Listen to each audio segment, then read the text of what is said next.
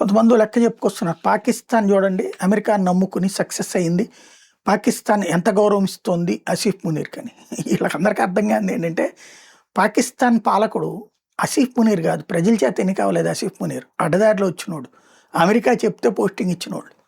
ఆయనకంటే సీనియర్లు 5గురిని పక్కన పెట్టించారు. అక్కడ అసలైనటువంటి పాలకుడు ఎవడు? షాబాజ్ షరీఫ్. అతన్ని ఏమైనా అమెరికా పట్టించుకుంటుందా? చర్చల సందర్భంలో కూడా వెర్యాదోలాగా పక్కన కూర్చుని ఉన్నాడు. అంతా కథ నడుపుతుంది ఇటు. బేసిక్గా ఏంటంటే అమెరికా అనేటటువంటి దానికి పాకిస్తాన్ ఒక తురుపు మొక్క, వాడుకునేటటువంటి మొక్క, ఆడుకునేటటువంటి ఆటలో పేక మొక్క. అది పాకిస్తాన్ దాన్ని చూసుకుని మన మీదకి రావచ్చు, మనం దానికి ప్రిపేర్డ్గా ఉండాలి.